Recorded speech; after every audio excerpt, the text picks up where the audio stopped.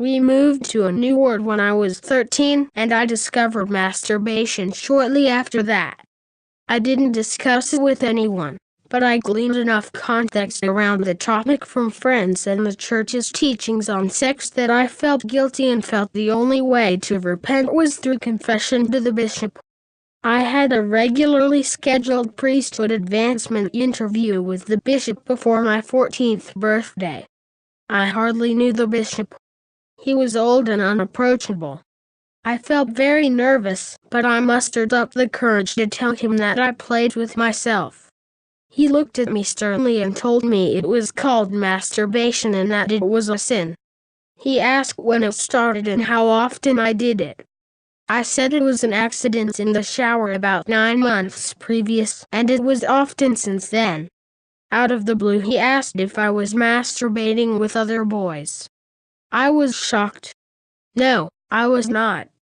I didn't want anyone else to know I did this. About that point in the conversation I felt horrible and I don't remember the rest of what he said. I just remember feeling very small and very dirty. Then the bishop said I needed to tell my dad, and that woke me up from my mental shutdown and brought on the anxiety. The bishop went and got my dad while I agonized in his office. My dad came in and I had to confess to my dad in front of the bishop. I felt humiliated. I stopped talking and listening, and the bishop had some conversation with my dad while I sat mute.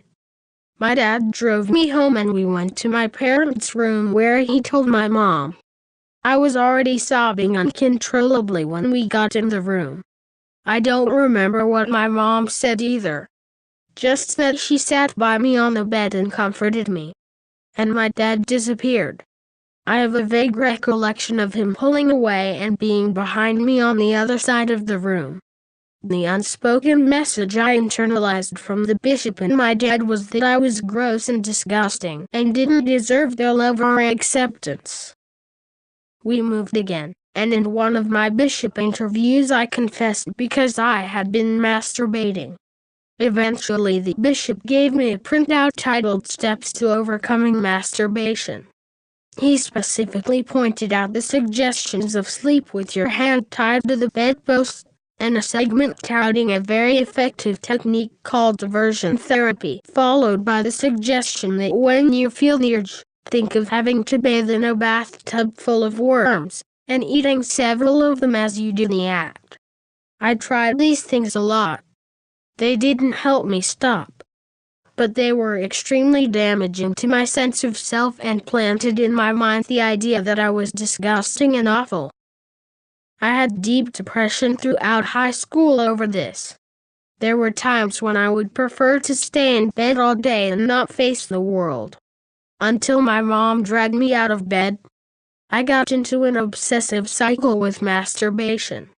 Wanting to masturbate, but resisting it, finally giving in, totally shaming and beating myself up to the point of depression and self-loathing, and then turning back to wanting it because it was one thing that made me feel good and made the depression go away temporarily. I'd confess to the bishop every time my 6-month interview came up and get told that I was a sinner and needed to stop, and it reinforced my lack of self-worth because I was not able to stop. This self-loathing and internal disgust has stayed with me for years. My lack of self-worth had a significant impact on the relationship with my wife and was a contributing factor in our eventual divorce. I've been in therapy for many years, costing thousands of dollars. I feel that the therapy, study, and introspection is finally starting to pay off, and I'm gaining a measure of self-compassion with feelings of worthiness. I recently learned that my dad masturbated as a youth and even some while married. He never told me this while he was alive.